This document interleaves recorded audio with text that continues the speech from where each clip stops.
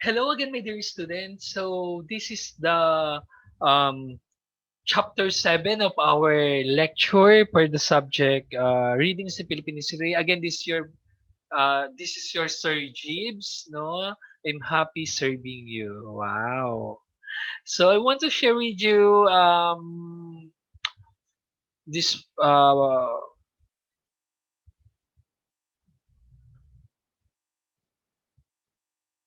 this PowerPoint presentation. Okay, so this is the chapter 7. But before we start, no, again, do not forget to subscribe to my channel, Hangyonerong Solong Gala. Okay, and please don't forget to hit uh, or click the bell button to enable you to always updated to all videos na bago kong i-upload. So, before we start our lecture, no, let's have some energizer, no? Okay, I have some questions here, and we need to complete this puzzle or crossword na to. So we have number one came from the word encomiendar, which means to entrust. What's that? Can you guess? Okay, very good. That is encomienda. Okay. How about number two? A system that has based in recopilación del Reyes de los Reinos de las Indias.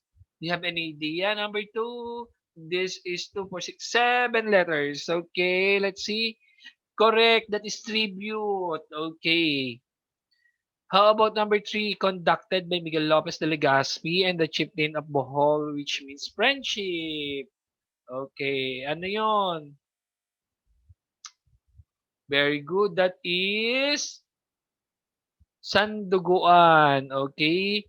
Number four, it was a system of forced labor of the natives of the colony in the Philippines.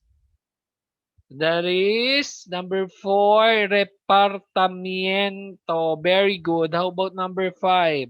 This was required to all Filipino men aging 18 to 16 years old and must complete to 40 days of work during the Spanish era. Number five, that is very good. Polo is servisyo. Okay, number six, a policy implemented by Spaniards wherein priors convinced Filipinos to embrace Catholicism and education is through religion. Number six, that is instruction. Very good. Number seven, the one who conduct a surprise visit in the colony to study its situation.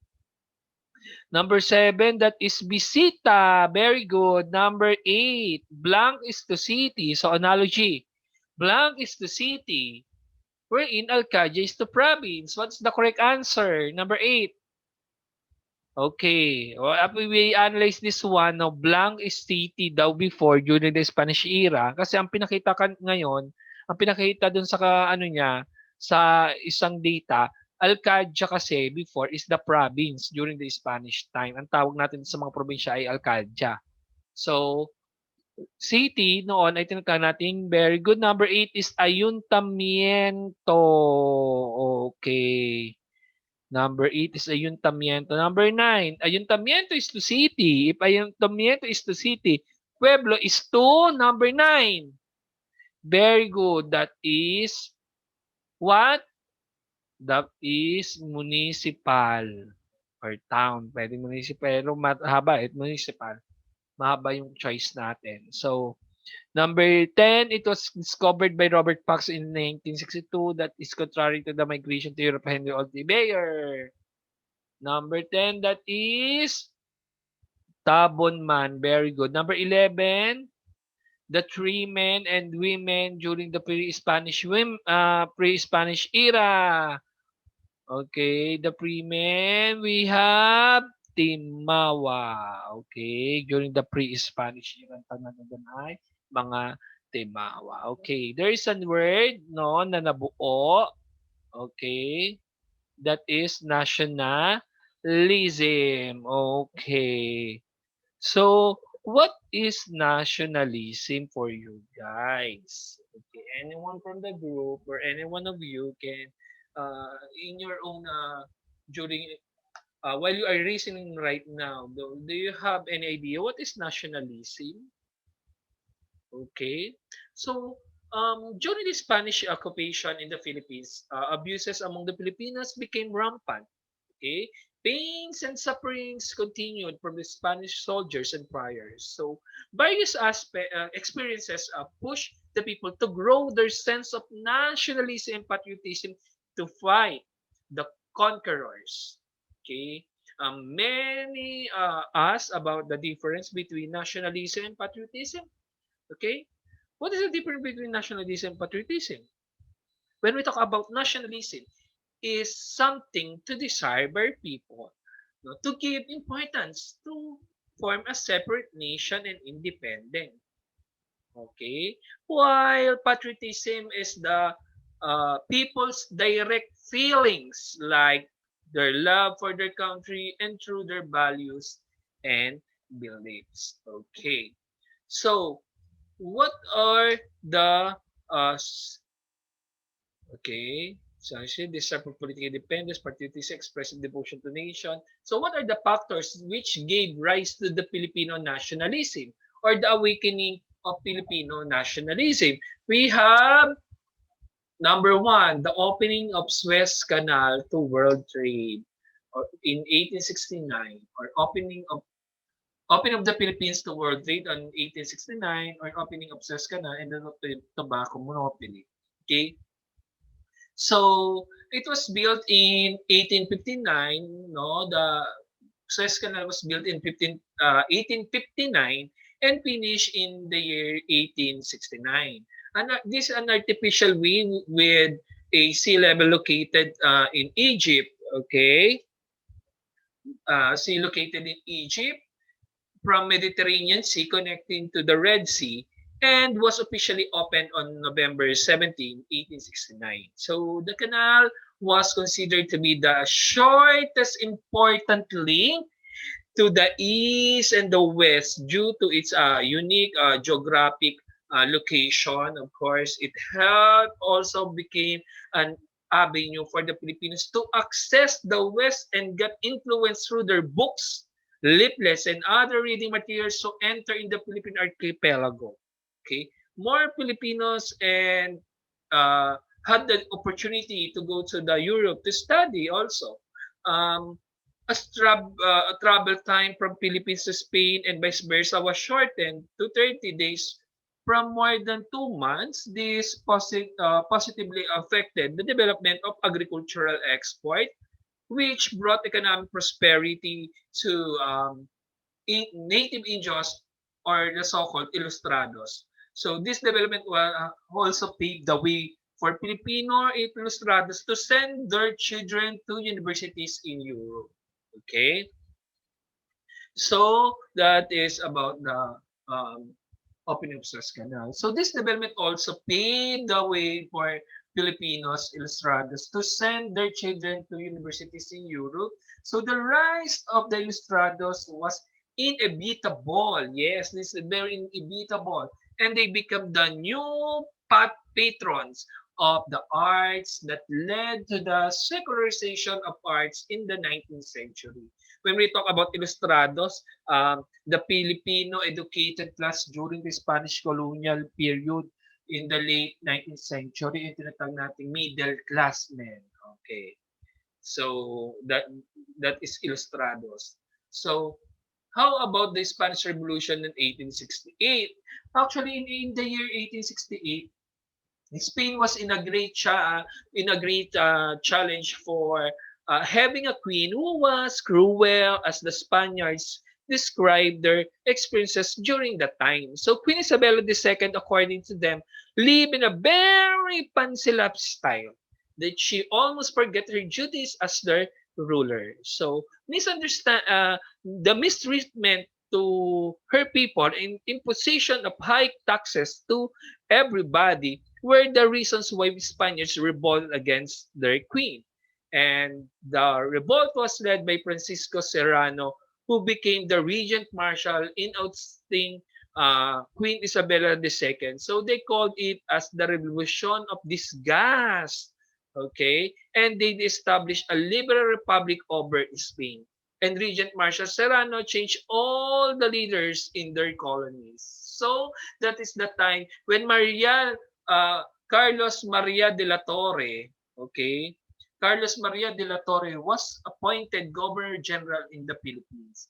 He reformed how Spain governed the Philippines as their colony, and it was the first time, actually, for the Filipinos to feel and observe how to have a freedom. So freedom of speech, okay, and expression were restored as he encouraged the Filipinos to participate in giving their suggestions to the government. But this did not last long because the leadership of Spain once again changed. De la Torre was replaced as Governor General in the Philippines.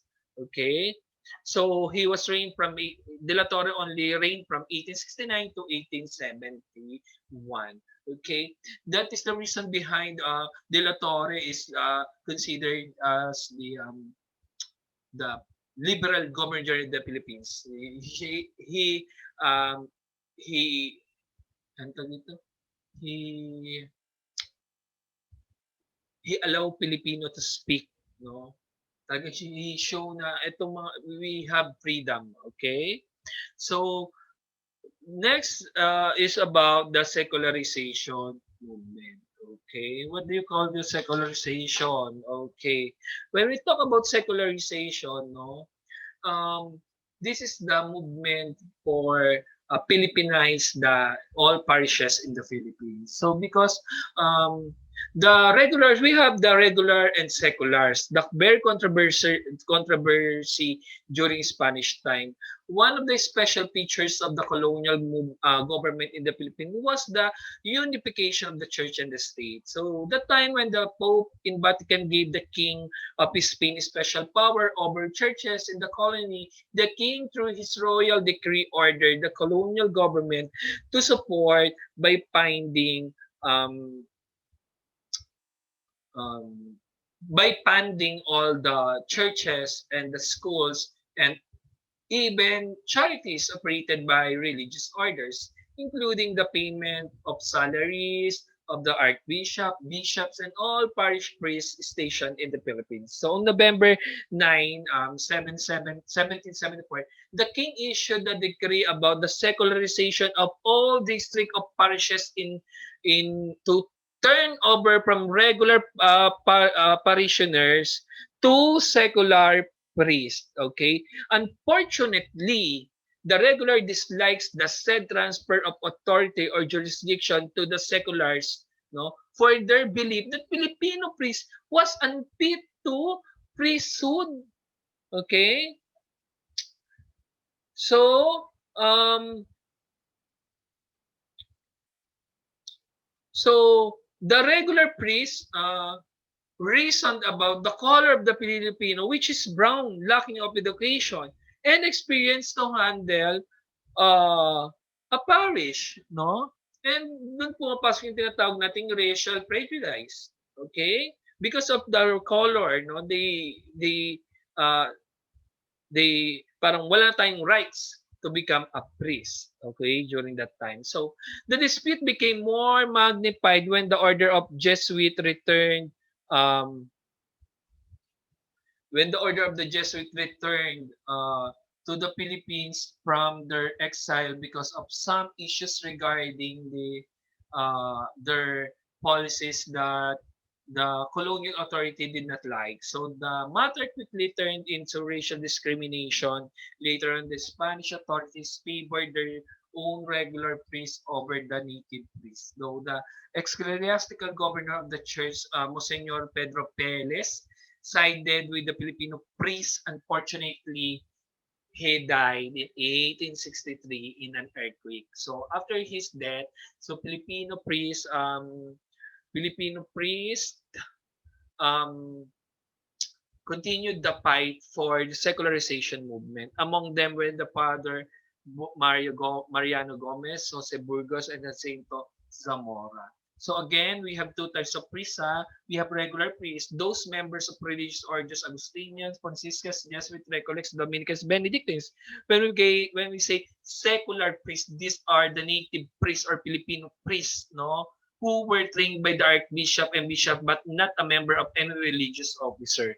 Okay. How about racial prejudice? As sinasabi natin, early Filipinos observe how Spaniards treated us as an inferior race. They call the Filipinos as Indio because of our brown color, height, and uneducated people. So they perceive that we have a low level of intelligence and a savage. Okay? So, how about Cavite Mutiny in 1872? So, nabanggit na natin yung sila Gumbursa, no, sa secularization movement. Part of that is the Cavite of 1872. So actually, there are many versions regarding the Cavite Mutiny of 1872. Okay? Um, so, sabi nung ilang historians, no? Dahil nga sobrang dami nating version. Okay? Babalik ko lang doon sa slide na yan. Baka sumali po tayo.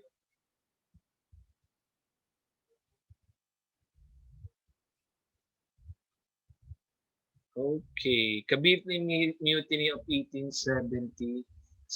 So the 12th of June, of every year, since 1898, is very important event for all Filipinos. On this particular day, the entire Filipino nation as well as Filipino communities all over the world gathered to celebrate the Philippine Independence Day in 1898. Okay, came to be the very significant year for all of us. It is as equally important as 1896, the year when the Philippine Revolution broke out, owing the Filipinos' desire to be free from the abuses of Spanish colonial regime. But we should be reminded that another year is as historic as the two in 1872. Two major events happened in 1872 nga, no? First was the 1872 Cavite Mutiny, and the other was the martyrdom of the three martyrs priests in the person of Father Mariano Gomez, Jose Burgos, and Jacinto Zamora. However, okay, not all of us know that there were different accounts in reference to the said event.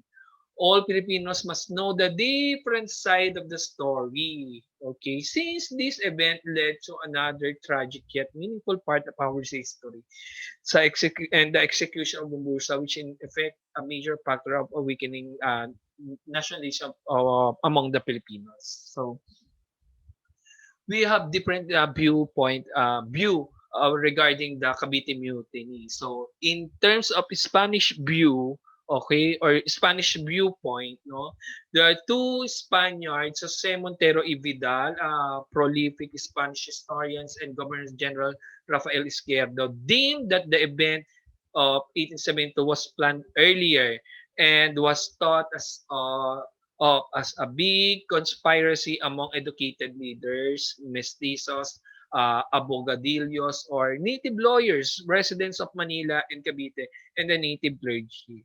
They insinuated that the conspirators of Manila and Cavite plan to liquidate high-ranking Spanish officials or officers to be followed by the massacre of the friars. So, according to Vidal and Izquierdo, on the day of January 20, 1872, Sampaloc, Manila celebrated the Feast of Virgin of Loreto, or the Feast of Our Lady of Loreto. As a tradition during feast, they celebrated the occasion with the usual fireworks display. Apparently, those in Cavite misidentified the fireworks as a sign for the attack, and this was one of the funniest part of our history, no?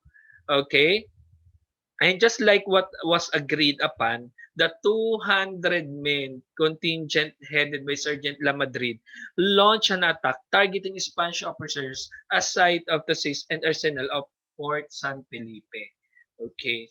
So, um, the next thing happened is that when the news reached Governor General Rafael Izquierdo, he ordered the reinforcement of the Spanish forces in Cavite to suppress the revolts. So the revolution was easily crushed when the anticipated support from the Manila did not come ashore.